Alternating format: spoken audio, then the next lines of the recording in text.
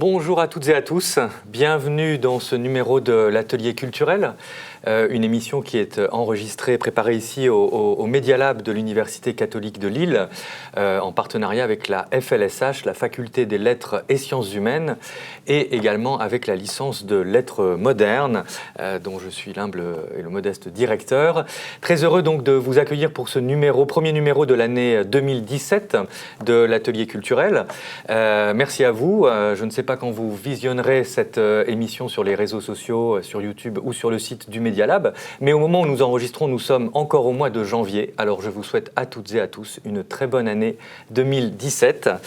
Voilà, je vais vous présenter un petit peu notre équipe présente aujourd'hui. Donc je suis Alyosha Valasovski, je vais donc animer et présenter cette émission.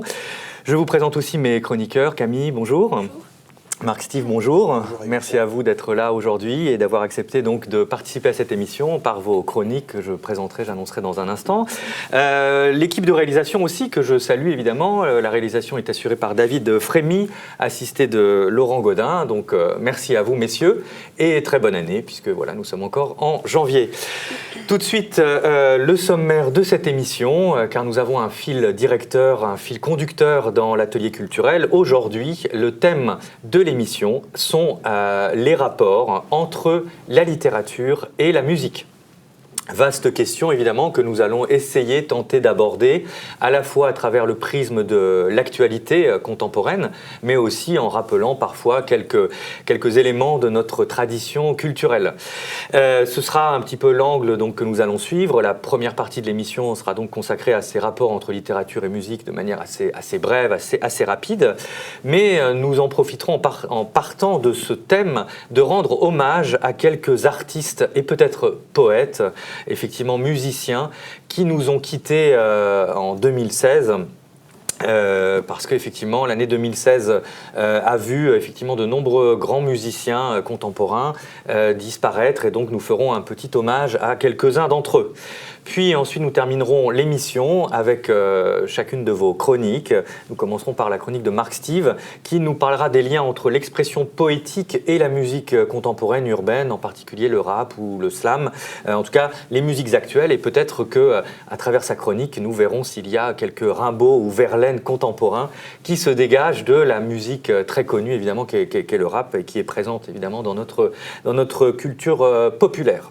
Et puis la chronique de Camille, qui reviendra aussi à un aspect peut-être plus littéraire et qui nous parlera d'un livre qui a un grand succès en ce moment, le livre Petit Pays de Gaël Faye. Alors pourquoi Gaël Faye ? Parce que justement c'est un slammer, c'est un musicien, également écrivain. Alors les rapports entre ses textes et sa musique peut-être. En tout cas on parlera de Petit Pays, ce roman qui a eu de nombreux prix en fin d'année 2016. Voilà, bienvenue à tous et donc nous allons commencer effectivement cette émission ensemble. Alors, les rapports effectivement entre littérature et musique, comment aborder cette question, comment en parler ? Alors, simplement, je profiterai d'introduire cette émission en donnant simplement deux exemples. Un très très récent, c'est l'exemple de Bob Dylan. Évidemment Bob Dylan qui est le prix Nobel de littérature de la fin d'année 2016 qui a été décerné donc à Bob Dylan 75 ans je cite pour avoir créé dans le cadre de la grande tradition de la musique américaine de nouveaux modes d'expression poétique, a annoncé notamment au moment de la du nom qui a été choisi pour recevoir ce prix Nobel au mois d'octobre. Donc c'est la secrétaire générale de l'Académie suédoise. Comme vous savez, le prix Nobel se trouve à Stockholm. Donc l'Américain, c'est le premier musicien à être récompensé par l'Académie depuis la création du prix en 1901. C'est déjà un très très vieux prix. Alors, est-ce que Bob Dylan écrit avec l'oreille ? Est-ce que c'est un poète musicien ? Il y a eu tout un débat, effectivement, je ne rentrerai pas dans le détail, j'inviterai nos téléspectateurs à aller suivre et trouver des informations qui sont notamment sur Internet, sur ce vaste débat. On dit qu'effectivement Bob Dylan est doué pour la rime, qu'il a vraiment c'est un sampleur finalement, c'est à la fois un troubadour et un sampleur littéraire. Donc effectivement, lui donner un prix de littérature, c'est quand même pour ses qualités forcément littéraires. On dit qu'il est dans la grande tradition effectivement des troubadours, des ménestrels poètes. On le compare par exemple à William Blake, qui est effectivement un grand poète du 19e siècle que Baudelaire a traduit, donc c'est-à-dire où effectivement les qualités sonores et les qualités musicales sont à égalité avec la versification et avec le choix des mots, avec le rythme des mots. Donc effectivement, ce qui est intéressant, c'est que Bob Dylan est aussi une icône, est aussi un symbole de la culture américaine.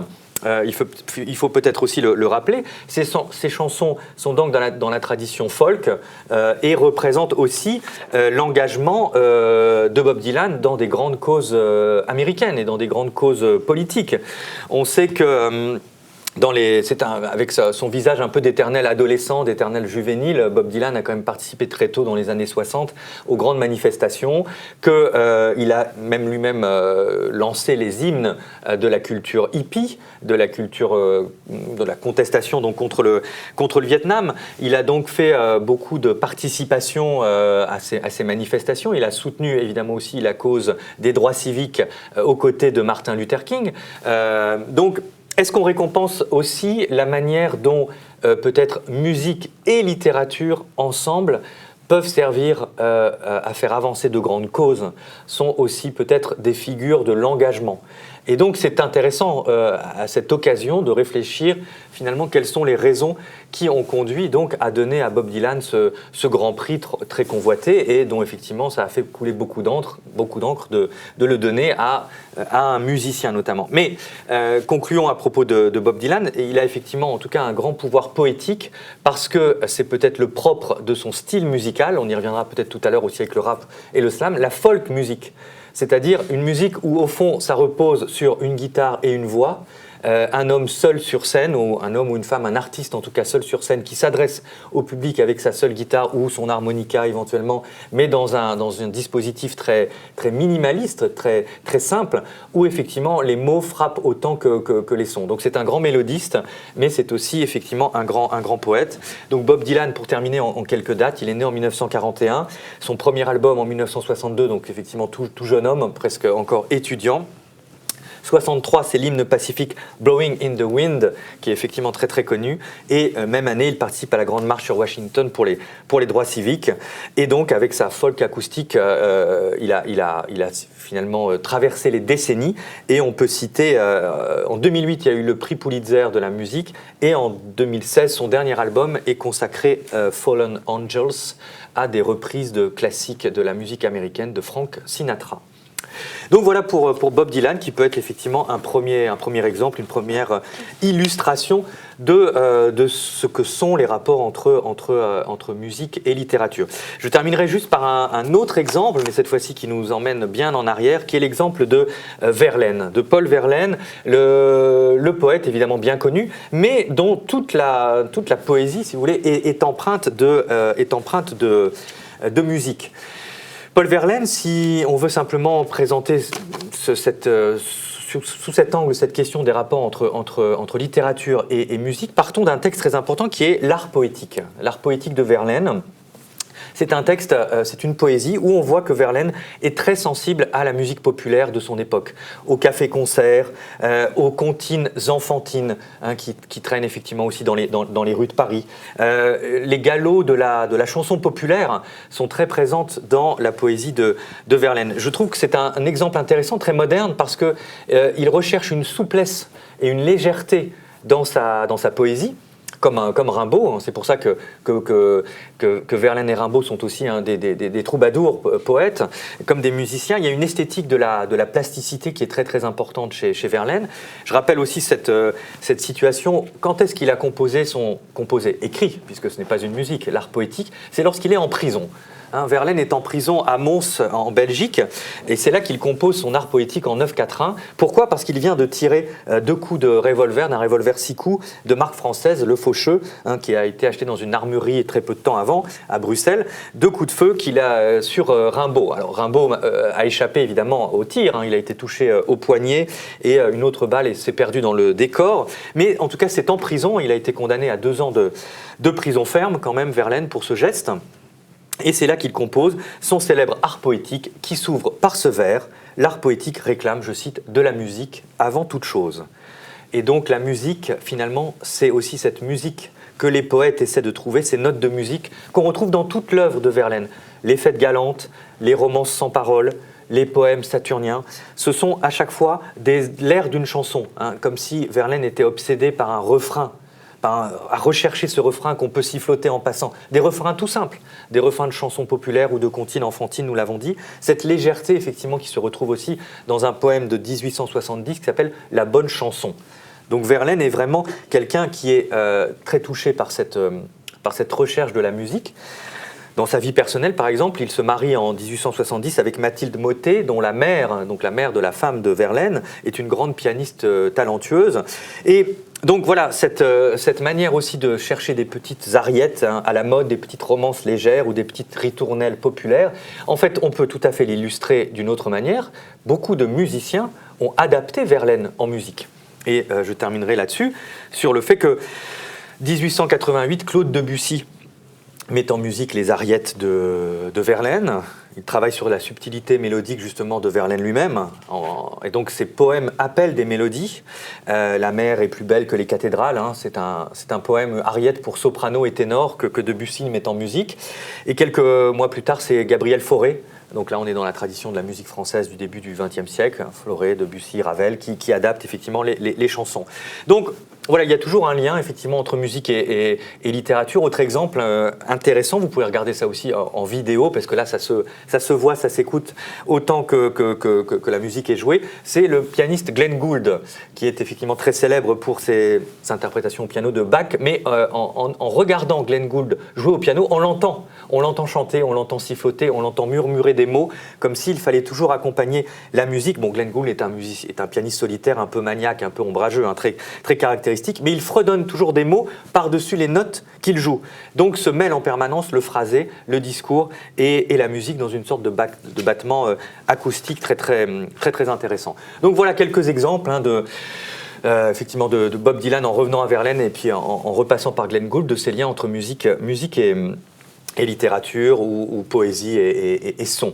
Alors, passons justement à d'autres poètes qui nous ont quittés en 2016. Nous allons rendre hommage à quelques-uns de ces musiciens. Juste avant, pour terminer cette première rubrique, nous allons regarder peut-être un petit magnéto consacré donc à l'un des artistes dont nous avons parlé, effectivement Bob Dylan, donc ce troubadour, ce poète récompensé récemment par le prix Nobel de littérature. I'm not sleepy and there is no place I'm going to. Hey, Mr. Tambourine Man, play a song for me. In the jingle jangle morning I'll come following you. Though I know that evening's empire has returned into sand, vanished from my hand, left me blindly here to stand, but still not sleeping. Alors Camille, Marc-Yves, peut-être juste un mot. Comment avez-vous vu vous, ce prix Nobel de littérature à Bob Dylan ? Est-ce que voilà, vous êtes les partisans du prix ou au contraire plutôt adversaires du fait que ce ne soit pas un écrivain classique en tant que tel ? Je pense que ça a permis de donner un petit coup de jeune peut-être au prix et puis de le faire connaître. Ça peut pas faire de mal peut-être. Oui, effectivement, ça le modernise d'une certaine façon, ça le rend peut-être plus actuel, plus branché sur moins académique. Ouais, voilà. Effectivement, on a souvent l'impression que l'Académie suédoise est un peu poussiéreuse par moments. Marc-Yves, non, peut-être Moi, ni partisan ni adversaire, à sa juste place, c'est un grand artiste. Et je crois que quand quelqu'un met en avant les lettres de cette manière, il faut forcément le récompenser. Alors la question reste toujours la même, est-ce que c'était le prix Nobel qui devait le récompenser? Mais bon. Ouais, comme je l'ai dit, il a déjà eu de nombreux prix et lui-même personnellement n'a pas besoin de cette reconnaissance, en tout cas étant donné que c'est un musicien évidemment parmi les plus grands. Justement parmi les plus grands, quelques-uns nous ont quittés en 2016 très rapidement, sans suivre forcément la chronologie. Leonard Cohen, qui est aussi évidemment un guitariste un Canadien, lui, de la folk musique contemporaine, l'équivalent de Bob Dylan d'une certaine façon, par sa voix grave, sa mélancolie dans ses chansons. Alors lui aussi a un rapport à la musique, il s'inspire du fado portugais, il utilise des musiques traditionnelles dans sa musique folk. Il a laissé évidemment des grands classiques, je pense à Suzanne, Alléluia ou Bird on the Wire. Et donc là aussi, c'est très intéressant avec ces artistes contemporains. Ils sont repris très souvent par d'autres plus jeunes. On sait que Bono de U2, Jeff Buckley ou Nick Cave, Suzanne Vega, et même dans les années 80, R.E.M. et Pixies, Depeche Mode, tout ça, ce sont des artistes qui se sont beaucoup inspirés, enfin qui ont rendu souvent hommage à Leonard Cohen, qui a d'ailleurs sorti un album Testament en 2016, il est mort le 7 novembre, donc dans l'année 2016, il y a son dernier album You Want It Darker, qui est un très très beau album, finalement testament, très très mélancolique. Autre musicien, on change tout à fait de style, George Michael, qui lui est mort le 25 décembre 2016, mais parce que là, on récompense aussi un multi-instrumentiste, quelqu'un qui a mélangé la soul britannique des années 80 avec le groupe Wham. Il a même ouvert les années 80 pratiquement avec son guitariste Andrew Ridgeley, c'était un duo quand même assez amusant maintenant avec le recul, pop, soul, jazz, même rap un petit peu, en tout cas un phrasé très caractéristique, une très très belle voix. Il a fait un magnifique duo, vous pouvez regarder ça sur internet, avec Aretha Franklin, I Know You Were You Waiting For Me en 1993, et l'une de ses dernières tournées, c'était avec un orchestre symphonique d'ailleurs, qui était très très intéressant et très très très très beau à regarder. Prince, grand artiste évidemment aussi de la soul music, qui est mort le 21 avril 2016, Rogers Nelson Prince, qu'on a comparé très souvent à l'époque, on l'oublie maintenant, à Michael Jackson, mais aussi à James Brown, Jimi Hendrix ou même Duke Ellington, un homme très très important qui se renouvelle aussi, il a eu plusieurs noms de scène, Love Symbol ou The Artist d'ailleurs. Purple Rain, qui est l'album déjà très tôt de la consécration en 1984, 12 millions d'exemplaires vendus aux USA, 1 million d'exemplaires vendus en quelques heures aux États-Unis. C'est la deuxième meilleure vente de toutes les années 80, juste après Thriller de Michael Jackson. Donc là aussi, guitariste virtuose, c'est Prince and the Revolution, son groupe. Une frénésie créatrice, un peu comme Stevie Wonder. Donc voilà, et Miles Davis avait adoré d'ailleurs le début de Prince. On pense aussi à son album Kiss, c'était le tube de 86 sur l'album Parade, qui était une bande-annonce d'un film Under the Cherry Moon, et il a créé effectivement plusieurs groupes. Et terminons cet hommage par effectivement l'un des plus grands qui nous a quittés. Là, c'était le 10 janvier 2016, 2 jours après son 26e album studio. C'est David Bowie. David Bowie, dont je présente ici Alors c'est effectivement un double CD qui reprend une de ses dernières tournées, il y a une dizaine d'années, mais une magnifique tournée qu'il avait faite notamment en Irlande. Donc on voit aussi toute la magie de l'artiste on l'entend évidemment sur scène. Pour ceux qui voudraient découvrir Bowie, mais il y en a beaucoup, des best-of qui reprennent ses clips. Parce qu'il faut dire effectivement que Bowie est un artiste aussi visuel, qui a renouvelé effectivement toute la scénographie en fait de l'artiste. Et il a été élu artiste de l'année par le magazine Rolling Stone, version française ici, numéro de février qui sort dans quelques jours, février 2017. Il faut savoir que Bowie est nominé dans 5 catégories pour les prochains Grammy Awards qui auront lieu mi-février, donc à Los Angeles.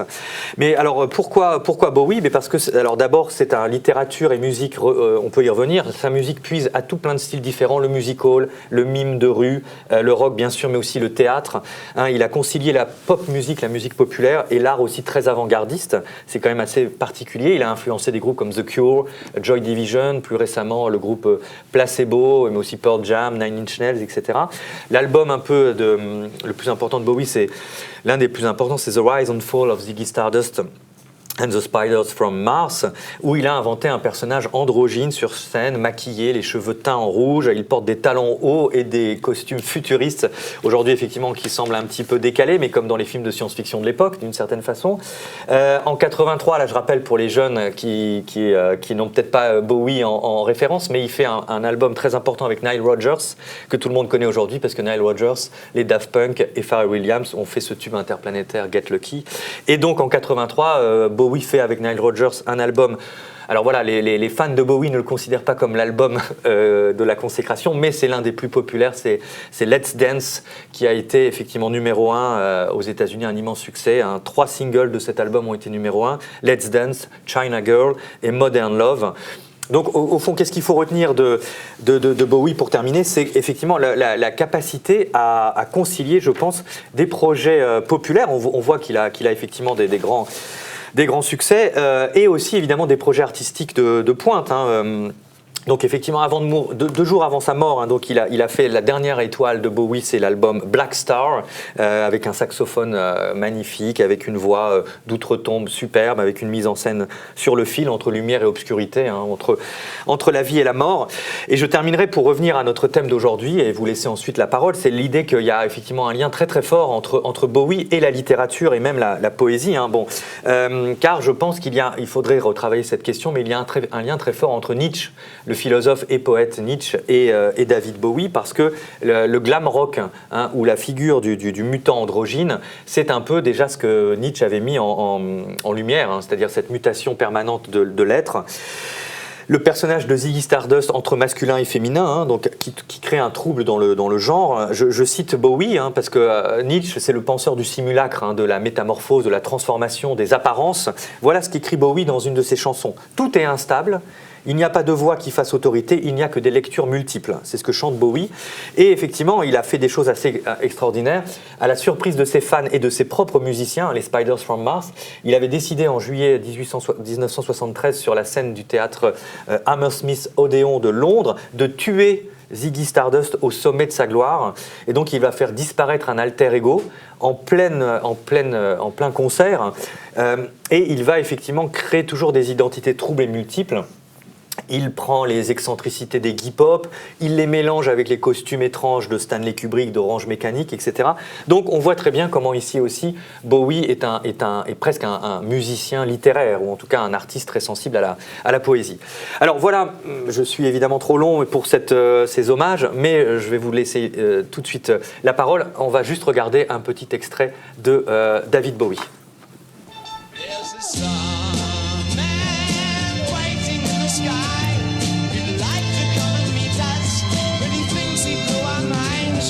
There's a star man waiting in the sky. He told us not to blow it, 'cause he knows it's all worthwhile. He told me, let the children use it, let the children use it, let all the children boogie.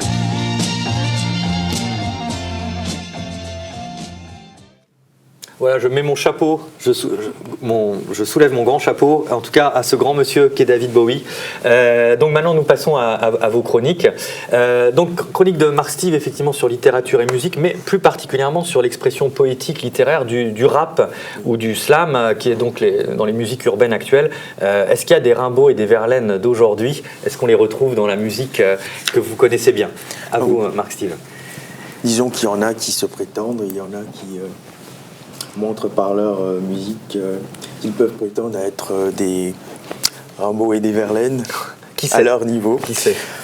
Alors, le rap est un bavardage rythmé, rien d'autre qu'une forme d'expression orale obéissant à sa propre grammaire, une langue à part entière à laquelle, si l'on souhaite accéder, on doit faire au moins une concession, laisser derrière soi tout ce que l'on sait du maniement de la langue observé chez les littérateurs et être prêt à accueillir cet art griotique qui repose aussi bien sur l'habileté à parler que sur la capacité à composer.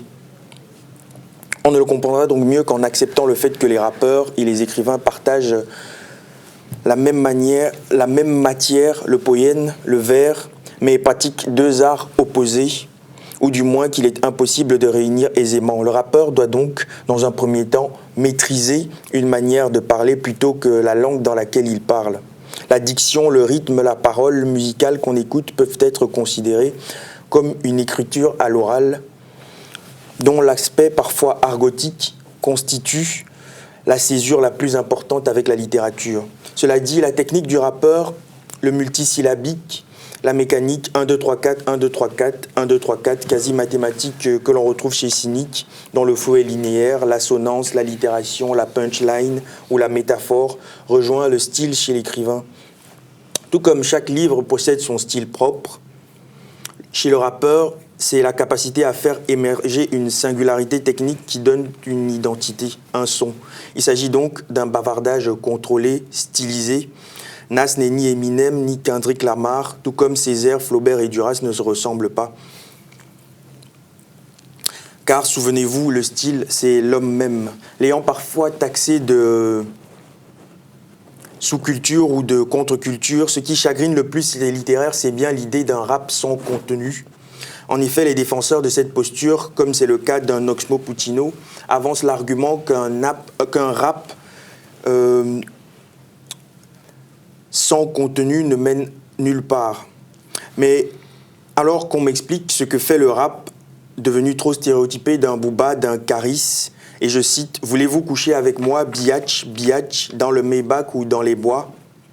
On est tous armés comme à Rio, énervés comme J.K. Cario, montre en or, cigario, je n'ai peur que du très haut, que du très haut. Que fait le rap de PNL, de la crime, des Lams, de Joule, véritable générateur d'une nouvelle école, de Gradure, de MHD, de Dosset? Que fait ce rap sans fond, soi-disant, en tête des ventes? Y a-t-il un quiproquo quelque part? Sûrement pas. C'est que la question du fond n'est peut-être pas la bonne. L'exemple de Houellebecq avec Soumission montre que si le fond n'est pas un critère de dévalorisation dans le rap, la forme n'est pas non plus un critère de valorisation en littérature. Ainsi, le déni du style peut être un choix sans influence sur le fond. Young Thug et A$AP Rocky excellent dans ce rap aux paroles faibles, entre guillemets. Un spécialiste du rap décrivant cette génération émergente dit qu'artistiquement, le rap est plus divers, plus encore qu'avant. Chacun peut aujourd'hui trouver un artiste qui lui parle. Même si on observe des grosses tendances, le style cohabite et des écoles se forment. Rapper, c'est aussi une présence scénique. Ce n'est pas qu'un texte, c'est aussi une voix, un physique, Grand Corps Malade, Joey Starr, une intonation, une diction, un jeu de rôle, un humour, Abdel Malik, Diziz La Peste, Aurel San. Au fond, on peut simplement dire que le rap connaît aussi des courants, comme c'est le cas dans le jazz ou dans le rock, ou même dans la littérature. La seule inconnue reste donc celle du goût. Le caractère hybride et hétéroclite de cette musique, probablement héritée de ses origines aussi bien africaines, européennes que brésiliennes, lui donne un visage sans cesse changeant. Le rap est donc, si l'on veut donner une définition personnelle, une musique du corps, quelque chose qui est en nous et qui sort. Finalement, on rappe avec ses tripes, c'est des choses intérieures, une histoire à raconter. Merci. Ouais, merci beaucoup Marc-Steve. Effectivement, le rap est vous l'avez bien montré en quelques secondes, quelques minutes, exercice évidemment pas très facile, mais vous l'avez vraiment bien réussi. Le rap est un art à part entière, avec sa diversité, avec ses influences, avec sa modernité, avec ses variations, ses variantes, son physique aussi, dans la qualité des artistes sur scène. Donc voilà, chacun peut aussi y puiser et y découvrir des choses très très différentes. C'est pour ça que je le comparais avec le rock. Tout à l'heure, j'ai parlé de présence scénique, par exemple. Vous l'avez bien montré avec Bowie, avec ses costumes. On voit des rappeurs torse nu sur scène. C'est quelque chose de si singulier. Qui aura la reconnaissance qu'il aura, mais on verra bien quand peut-être le mouvement va s'estomper, je ne sais pas, mais on verra bien. Mais je crois qu'on ne peut pas tout à fait garder les mêmes codes de lecture entre la littérature et le rap. C'est peut-être une erreur. Mais en tout cas, ce sont des arts qui sont bien vivants aujourd'hui. Et c'est aussi l'exemple que nous allons voir avec la chronique de Camille sur Gaël Faye, qui est lui aussi un multi-artiste, peut-être, à la fois récompensé pour sa littérature et aussi pour sa musique. Oui, Gaël Faye est d'abord un chanteur. D'ailleurs, Petit Pays, le titre de son premier roman, c'est aussi le titre d'une de ses chansons sur un album. Je vais le montrer. Alors, oui. Allez-y. Il y a une phrase d'Aimé Césaire qui me semble plutôt bien résumer l'ambition de Petit Pays, donc le roman de Gaël Faye, qui a remporté le prix Goncourt des lycéens l'année dernière, en 2016. Alors je cite « Faire revivre, écrivait le poète, l'éclaboussement d'or des instants favorisés. Petit Pays parle de l'enfance, de l'exil, de la guerre, et bien sûr du Burundi, ce petit pays coincé entre la Tanzanie et le Congo dans l'Afrique des Grands Lacs. Le pays voisin du Rwanda qui a connu l'horreur dans les années 90. Mais le Burundi dont parle Gaël Faye, ce n'est pas que ce Burundi-là. L'auteur, et c'est l'intérêt du roman pour moi, parvient à écrire un pays avec sa lumière, ses odeurs, le goût des mangues, ses bougainvilliers, son lac Kivu. Le Burundi, c'est le pays de l'enfance, celui de Gabriel, dit Gabi, 10 ans, plus occupé à jouer dans l'impasse de son quartier qu'à écouter les conversations des adultes. Mais un soir, Gabriel déchire la moustiquaire qui l'a toujours protégé et le roman bascule. Petit pays commence avec le récit en italique de Gabriel, 20 ans après la guerre civile. Donc il a quitté le Burundi tout jeune, à 12-13 ans. Et il raconte dans la première partie sa vie en France, ce pays, dit-il, comme une impasse, où les bruits de la guerre et la fureur du monde nous parviennent de loin. C'est un premier récit sec, dépourvu du lyrisme qui caractérise le reste du roman. Mais en France, son pays, le Burundi, ne cesse de se rappeler à lui. Il m'obsède ce retour, dit Gabriel. Derrière ce retour, il y a bien sûr Césaire et son cahier d'un retour au pays natal. Alors ensuite, on a le récit des premières années au Burundi, dans l'impasse du quartier de Kinanira, dans la capitale du pays. C'est un récit à hauteur d'enfant, dont la naïveté peut être un peu lassante parfois. Mais on est bien vite rattrapé par de très belles pages sur l'enfance, sur le Burundi, qui est aussi, comme le Rwanda, un pays du lait et du miel. Alors, il y a un passage que j'ai particulièrement aimé dans le roman, c'est la description du cabaret de Bujumbura, la capitale de la République du Burundi. Le cabaret, c'est l'attraction principale de la ville, la radio du trottoir, où se rendent Gabriel et son ami Gino. C'est le lieu où les hommes et les femmes s'assoient dans le noir et fabriquent un tissu de voix inextricable, une intimité commune. Gino, contrairement à Gabi, pense qu'il y a bien deux camps, on est Hutu ou on est Tutsi. Pour Gabriel, métis d'une mère rwandaise et d'un père français, la guerre est loin. C'est à peine s'il entend les coups de feu dans sa villa confortable du quartier de Kinanira. Parfois, bien sûr, il faut camper dans sa propre maison pour éviter les balles perdues. Parfois aussi, on assiste à des lynchages sur le chemin de l'école. Mais on peut encore faire comme si la guerre n'était pas vraiment là, comme si elle n'était pas aux portes de l'impasse où Gabi et ses copains, sans bien savoir pourquoi, commencent à avoir peur. Un des points forts des romans, c'est justement pour moi ce décalage. Même pendant la guerre, il y a encore la vie. Résurgence peut-être de toute une tradition de littérature orale, la guerre pour Gabriel, c'est d'abord une histoire racontée par les autres, par les domestiques de sa maison et par sa mère, qui fait entrer l'horreur dans le domicile familial. Le narrateur n'est pas directement témoin du génocide qui a lieu au Rwanda, le pays voisin du Burundi.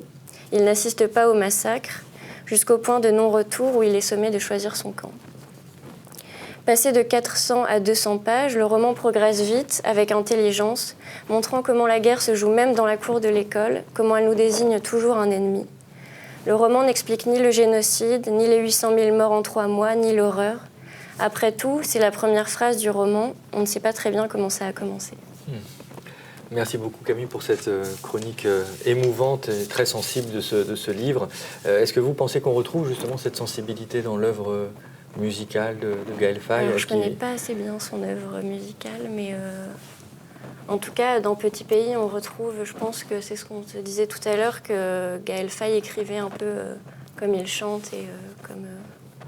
Voilà, en tout cas, c'est son expression profonde qui ressurgit effectivement dans cette œuvre. En tout cas, merci à toutes et à tous pour de regarder cette émission, d'y avoir participé. Merci pour la réalisation. Et voilà, je n'ai qu'un mot. Au revoir, Monsieur Bowie.